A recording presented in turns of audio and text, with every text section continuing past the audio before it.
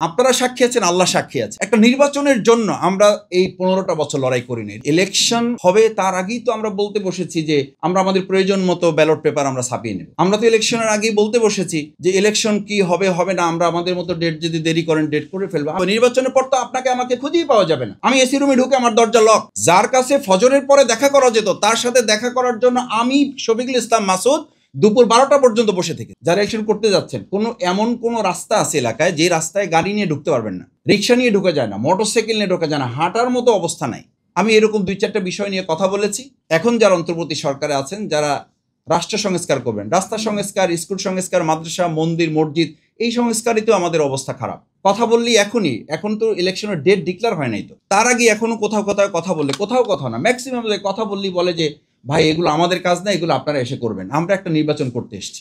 আমি খুব অবাক হই যে 2024-এর 5ই আগস্ট, জুলাই আগস্টের গণ অভ্যুত্থানে এতগুলো মানুষের জীবনের মধ্য দিয়ে কি সত্যি, আমি একজন রাজনীতির সাধারণ কর্মী হিসেবে বলছি, এবং আমাকে বাংলাদেশ জামাত ইসলামী একটা এলাকায় কাজ করার জন্য আমাকে নির্দেশ দিয়েছে, সেই হিসাবে বলছি যে একেবারে আপনারা সাক্ষী আছেন, আল্লাহ সাক্ষী আছে, সামান্যতম কোনো লোভ থেকে নিজেকে ফিরে রেখে বলছি একটা নির্বাচনের জন্য আমরা এই 15টা বছর লড়াই করিনি, রিয়েলি করিনি। আমি একজন ভোটার হিসেবে বলছি, আমি তো 15 বছর ভোট দিতে পারি নাই। এখন এই কথা বললে ভোটের প্রতি আমাদের সম্মান নেই, একথা বললে জনগণের প্রতি আমাদের আস্থা নেই, একথা বললে আমরা নির্বাচনকে বিলম্বিত করতে চাই। আরে ভাই, নির্বাচনকে বিলম্বিত করতে চান, নির্বাচনের পর কি হবে? নির্বাচনের পর তো আপনাকে আমাকে খুঁজেই পাওয়া যাবে না। আমি এসি রুমে ঢুকে আমার দরজা লক। ন্যাচারাল ব্যাকটেরিয়ালাইসিসের সুরক্ষায় ফ্রেশ ও অ্যাক্টিভ সব সময়। এখন ধুলাবালি জীবাণু ঘাম ক্লিন বোল্ড রিমার্ক। যার কাছে ফজরের পরে দেখা করা যেত তার সাথে দেখা করার জন্য আমি শফিকুল ইসলাম মাসুদ দুপুর 12টা পর্যন্ত বসে থেকেছি। জিজ্ঞেস করতাম যে ভাই ওনার সাথে তাকে ফজরের পরে দেখা করা যেত মসজিদে। এই জন্য এখন দেখবেন মসজিদে বক্তব্য হচ্ছে, আমাদের বক্তৃতায় আসতেছে রাজনীতিবিদদের যে নির্বাচন পর্যন্ত ফজরের নামাজ মসজিদে পড়তে হবে। What's happening? This is very interesting. আপনি আমাকে ধর্ম ব্যবসায়ী বলেন, আপনি ইসলামপন্থীদের ধর্ম ব্যবসায়ী বলেন, তাহলে আপনি এখন নির্বাচন পর্যন্ত ফজর নামাজ আপনার জন্য ফরজ। নির্বাচন পর্যন্ত ফজরের নামাজ আপনাকে মসজিদ পাহারা দিতে হবে, ওখানে কে কি করে এটা দেখতে হবে। তারপরে কি?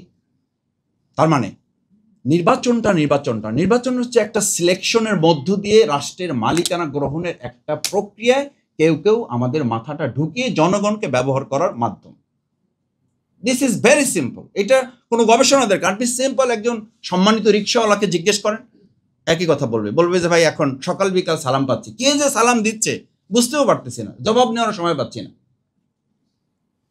তার মানে পরে বলছে যে পরে হচ্ছে এই সালাম দেওয়া লোকগুলোই কয়দিন পরে আমার ইজ্জত, আমার সম্মান বলবে, এই খালি আমাকে রিক্সাওয়ালাও ডাকে না, এই খালি এদিকে আসো। ওঠার পরে আমাকে দাম জিজ্ঞেস করে না, বললাম স্যার দামটা বলে নেন। সরি, আমি বলছি যে একেবারে সিম্পল ইস্যু কিন্তু এগুলো। দামটা বলে না, বলছে দাম আবার বলবো কি, চলো আগে, এত কথা বলতে হয় কেন? মানে এই সালাম দেওয়া লোকটাই যেই 5 মাস, এই 3 মাস 4 মাস সালাম দিয়েছে, কারণ বক্তব্য হচ্ছে 5 মাস আপনার খেদমত করব, 5 বছর আপনি আমার খেদমত করবেন, ভাগ করে নিয়েছে আমরা। সুতরাং এই 5 মাস আপনি দেরি করতে যাবেন কেন? এই 5 মাস আপনি কষ্ট করতে যাবেন কেন?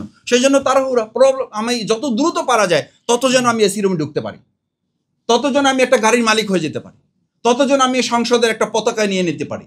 এটার প্রতিযোগিতা, এই কম্পিটিশন। ফেসিবাদী রাষ্ট্রের ক্যারেক্টারটা, নেচারটা হচ্ছে আপনি কোনোভাবে মালিকানাটা গ্রহণ করে জনগণকে দাসে পরিণত করা। দেশ স্বাধীনের 53 বছরে আমাদের এর চেয়ে খুব ভালো শ্রেণীর ব্যতিক্রম কিছু ছাড়া দেখার সুযোগ আমাদের হয় নাই।